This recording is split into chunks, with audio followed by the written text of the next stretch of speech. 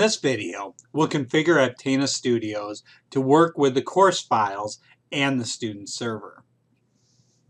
This will allow you to use Aptana to edit your course files, complete your course work, and publish the work you complete for this course from your local machine to the student server, where your files will be available for me to view, give you feedback, and to grade. It will also make your content available to the world as well, just as you'd want in a real-world setting when you complete an HTML coding project. I assume you've already downloaded and installed the software as outlined earlier in this week's materials. If you have not yet installed the program, please go back to the course materials and find the directions for downloading and installing the Aptana Studio program. The first thing we'll do is start the Aptana Studio program. The actual method to get started will vary depending on the computer you're using. Most default window installs will have put a shortcut on your desktop. Upon starting, you'll see a dialog box asking you to select a workspace. Let's leave that set to the default setting and click the box titled "Use this as default" and do not ask again. That way we'll not have to worry about this in the future. The next step is to create a project within Aptana Studio. For the sake of this class in Aptana Studio, we'll consider all of our publisher-provided files to be a single project. This video assumes that you've already downloaded and decompressed the files. If you have not already done so, please do that now.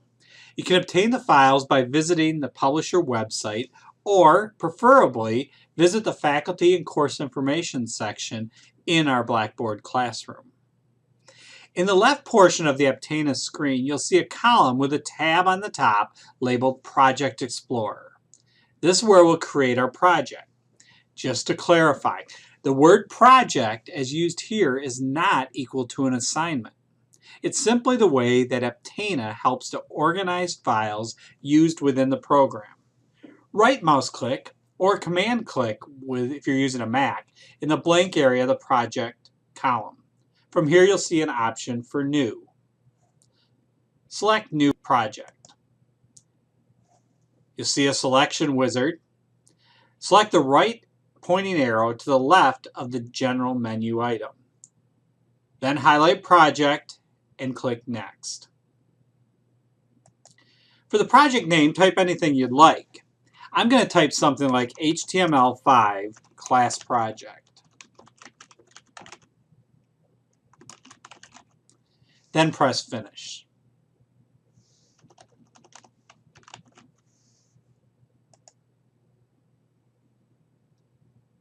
The next step is to import the unzipped data files provided by the publisher. Right-click on the project you just created.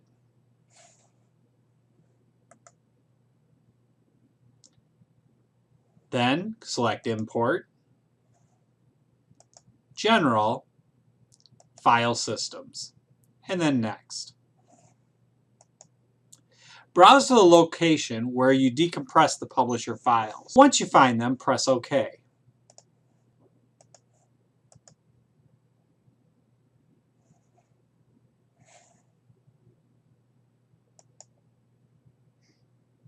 Then you'll want to expand the folder contents in the left menu of the import window to show all the internal directories.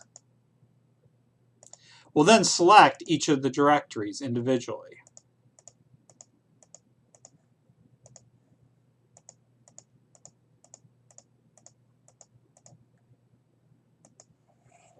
The reason we select each internal directory individually instead of the top level directory is because we do not need the top level directory imported.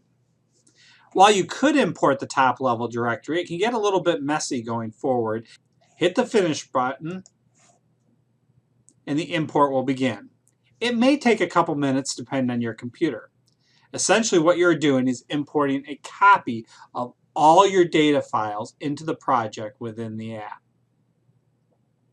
You can confirm the folder and files are there by exploring to them in the Project Explorer tab. Start by hitting the right arrow just to the left of the project. Then as experiment, we'll open one of these folders and files. I'm going to click Unit C, then IC2. When you do, you notice your right workspace window fills with code. This is where you'll edit in the future. But for now, you don't need to do anything with this code, so we'll just close it by hitting the X next to the file name in the editing window. The next step will be to set up a connection to the server. To start, right-click or command-click on a Mac the project and select Publish. Then run the web deployment wizard. Next, we need to specify the protocol. This will be FTP. FTP stands for File Transfer Protocol. It's the protocol or set of standards used to transfer files over the internet. There are other ways to transfer files over the internet, but for this class, we're going to use simple FTP. The site name can be anything you'd like. I'm just going to say HTML5 class. The server name comes next. We're going to type in student.muskegoncc.edu. For the username field, it's going to vary depending on your specific username in the college computer systems. It may be something like your first name dot last name. In my case, my username is Van Oosterhout C. Then we'll type the password that you used on the MCC system. Your username will likely be your first name dot your last name, and it may be followed by a number. It could be something like Mary.Jones or Fred.Smith3. It is usually part of your college email address that comes before the @ symbol. Finally, you'll enter a password in the password field. If you're on a secure computer, you can select the Save checkbox so you do not need to continually retype your password. If you're on a system that could be accessed by others, you should leave this unchecked. Once you get this far, the test button to the right becomes available. Press the button and see what happens.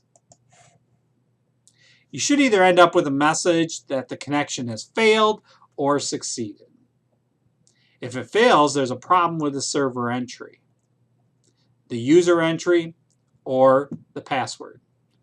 Double check the entries and try again. If your connection is successful, you can move on to the next step by pressing OK. The next step is to set up the connection so it reaches your particular portion of the student server. The student server is shared by all students in this class, but you have a specific area on the server. Click the button, then wait for a File or Directory Explorer box to come up. Hit the right pointing arrow. It will click to a down arrow. Find the folder that says student.muskegoncc.edu. Again, click the arrow to the left of that area. You'll then see a list of students. There will be a couple dozen students listed. Find your name and highlight it. You don't need to click on it, just highlight it. And then press OK. When I do this, the student location /student.muskegoncc.edu/the username will show up in the remote path field. You can look at the More Options area here, but for now we'll leave all those to the default settings. Let's go ahead and click Finish. And for now, you're done.